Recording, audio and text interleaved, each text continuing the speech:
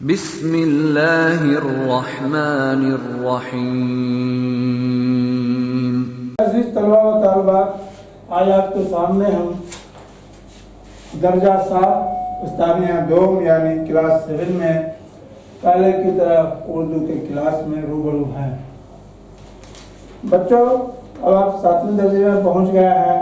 6ٹھے درجے تک آپ اردو زبان کو لکھنا اور پڑھنا سیکھ چکے ہیں۔ اب زبان کو سمجھنے کا معاملہ آپ کے پیش نظر ہے۔ آگے جو نثری اصناف یا ادبی اصناف آپ کے سامنے آئیں گی، اس کے اقسام کو بھی تھوڑا بہت آپ جانتے ہیں۔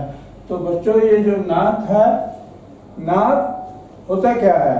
یہ نظم کی وہ قسم ہے جس میں اللہ کے رسول صلی اللہ علیہ وسلم کی تعریف و توصیف بیان کرتے ہوئے اس سے اپنے عقیدہ اور محبت کا اظہار کیا جاتا ہے۔ شاعر کوئی بھی ہو، جتنے بھی ہزاروں کی تعداد میں شعراء ہوئے ہیں، ہر شاعر چاہتا ہے کہ اپنی شاعری کے شروع کو اللہ تعالیٰ کی تعریف سے شروع کرے، یعنی حمد سے، پھر اس کے بعد حضور صلی اللہ علیہ وسلم کی عقیدت میں کوئی نہ کوئی نعت لکھے، اس کے بعد تب اصل موضوع پر شاعر آتا ہے۔ تو بچوں، یہ نظم کی ایک ایسی قسم ہے جس میں حضور صلی اللہ علیہ وسلم کی تعریف کی جاتی ہو، اسی کو ہم نعت کہتے ہیں۔ بچوں، یہ لفظ نعت جو نظم کی ایک قسم ہے، کسی حضور صلی اللہ علیہ وسلم کے علاوہ دنیا کی کسی بھی عظیم شخصیت کے لیے اس کا استعمال نہیں ہو سکتا ہے۔ یعنی نعت لفظ جب ہم بولتے ہیں تو اس کا مطلب براہ راست یہی ہوتا ہے کہ اس نظم میں حضور صلی اللہ علیہ وسلم کی تعریف و توصیف بیان کی جائے گی۔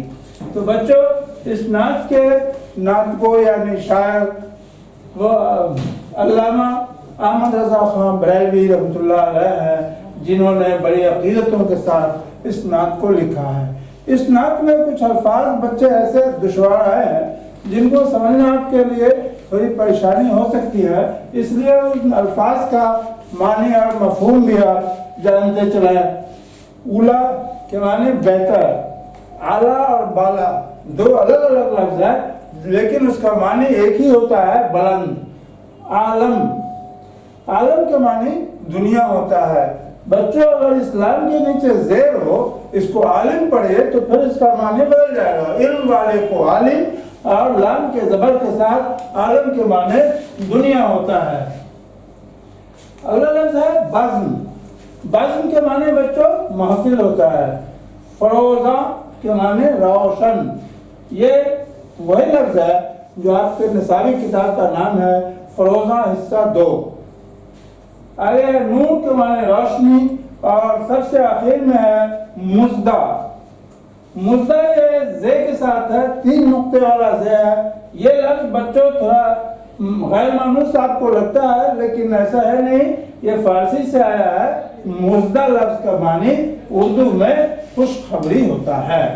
تو بچوں، کچھ عام الفاظ کو آپ جان چکے، اب تھوڑا نظم کے چند اشعار کو بلند خوانی کے تحت آپ کو بتاتے ہیں، پھر اس کے مفہوم کی وضاحت بھی ہم کریں گے۔ تو اس نعت کے اشعار درج ذیل ہے۔ سب سے اولا و اعلیٰ ہمارا نبی، سب سے بالا و بالا ہمارا نبی، اپنے مولا کا پیارا ہمارا نبی، دونوں عالم کا دولہا ہمارا نبی، بزم آخر کا شمع فروزہ ہوا، نور اول کا جلوہ ہمارا نبی، خلق سے اولیاء، اولیاء سے رسول، اور رسولوں سے اعلیٰ ہمارا نبی، جیسے سب کا خدا ایک ہے ویسے ہی ان کا تمہارا ہمارا نبی۔ تو بچوں، بلند خوانی کے ذریعے آپ 4-5 اشعار کو سن چکے، آپ ایسے بھی آگے خود سے بھی اس کو پڑھ سکتے ہیں۔ اور ہم اس شعر کا مطلب بیان کرتے ہیں۔ نعت کے اس اشعار کا شاعر کہتا ہے، سب سے اولا و اعلیٰ ہمارا نبی، یعنی ہمارا نبی سب سے اعلیٰ اور برتر ہے اور سب سے بلند بھی ہے، اپنے مولا کا پیارا ہمارا نبی۔ ہمارا نبی صلی اللہ علیہ وسلم اللہ تعالیٰ کے تمام مخلوقات میں سے عزیز ترین اور محبوب ترین بندے حضور صلی اللہ علیہ وسلم کی ذات گرامی ہے، جس کے بارے میں کہا جاتا ہے کہ محمد نہ ہوتے تو دنیا نہ ہوتی۔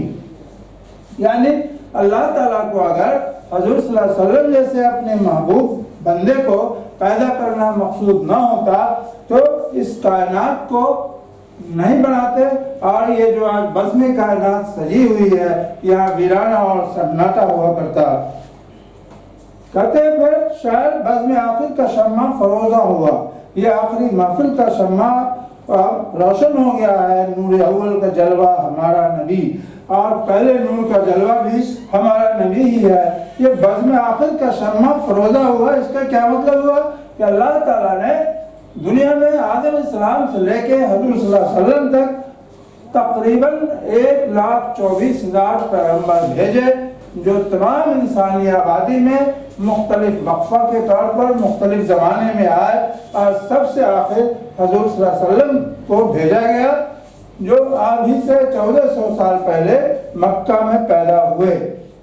بزم آخر کا شمع کا مطلب آخری پیغمبر کا شمع یہی ہے، اور نور اول کا جلوہ ہمارا نبی، اولین نور جو اللہ تعالیٰ نے پیدا کیا۔ کہا جاتا ہے کہ حضور صلی اللہ علیہ وسلم کے نور کو پیدا کیا، اور جب آدم علیہ السلام کی تخلیق عمل میں آئی تو اس نور کو وہیں پر جسم آدم میں ڈال دیا گیا، اور نسل بعد نسل یہ عبد المطلب کے بیٹے عبداللہ کے پاس آیا، اور حضرت عبداللہ نے کا یہ نور بی بی آمنہ کے پاس ٹرانسفر ہوا، جہاں سے حضور صلی اللہ علیہ وسلم کی پیدائش عمل میں آئی۔ خلق سے اولیاء، اولیاء سے رسول اللہ، رسولوں سے اعلیٰ ہمارا نبی، یعنی مخلوق سے ولی اور ولی سے رسول، اور سارے رسولوں سے اعلیٰ ہمارا پیغمبر ہے۔ جیسے سب کا خدا ایک ہے ویسے ہی ان کا تمہارا ہمارا نبی۔ جس طرح اللہ تعالیٰ اپنے تمام مخلوق کے خالق ہے، رازق ہے، اسی طرح وہ اللہ تعالیٰ اس کے بھی مالک ہیں جو ان کو مانتا ہے، جو اس کے بھی مالک ہے جو نہیں بھی مانتا ہے۔ تو بچوں اسی طرح یہ حضور صلی اللہ علیہ وسلم کی ذات بھی ایسی ہے کہ یہ ہمارے لیے قوم مسلم کے لیے ہی صرف رحمت نہیں ہے بلکہ پوری کائنات کے لیے رحمت ہے۔ ان کے بارے میں کہا گیا کہ وَمَا أَرْسَلْنَاكَ إِلَّا رَحْمَةً لِّلْعَالَمِينَ، اللہ تعالیٰ فرماتے ہیں کہ ہم نے آپ کو دنیا والوں کے لیے رحمت بنا کے بھیجا ہے۔ بچوں ایک بات یہاں پر قابل غور ہے، ہمارے سرکار حضرت محمد صلی اللہ علیہ وسلم جن کا کلمہ پڑھ کے ہم ان کی امتی میں شامل ہونے پر فخر کا اظہار کرتے ہیں، تو وہ ہمارے لیے ہی رحمت صرف نہیں تھے، پورے کائنات کے لیے رحمت تھے۔ جو ان کے امت میں نئے بھی ہے وہ اس کے لیے بھی رحمت تھے، تمام جانداروں کے لیے رحمت ہے، وہ جانوران چاہے جس طرح کے جاندار ہوں سب کے لیے رحمت تھے۔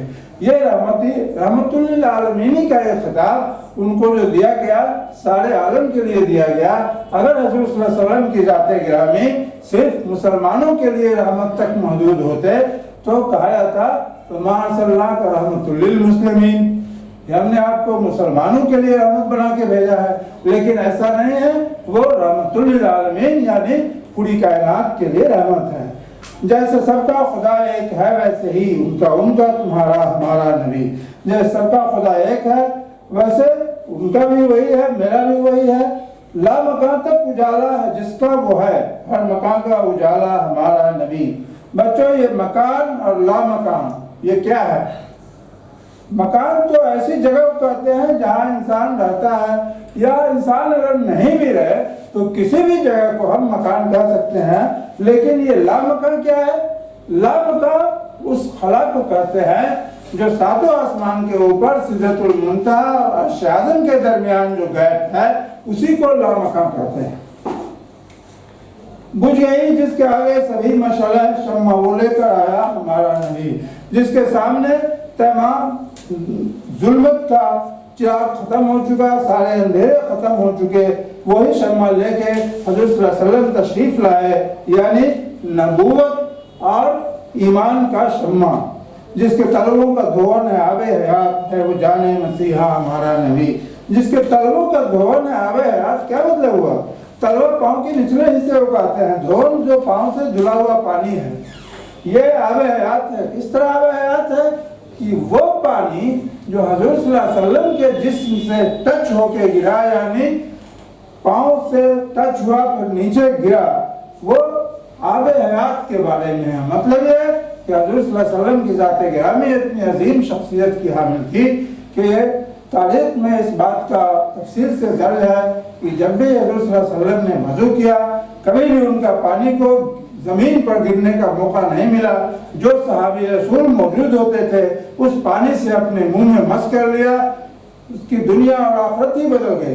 वो पानी मुक़द्दस हो गया। क्यों? वो मुक़द्दस पानी हजूर सल्लल्लाहु अलैहि वसल्लम के ज़ाते गिरामी के जिस्म से टच करके आगे बढ़ा था। वही है जिसके तलवों का धोवन है आबे हयात है, वो जाने मसीहा हमारा नबी, जिसकी दो बूंद हैं कौसर और सलसबील।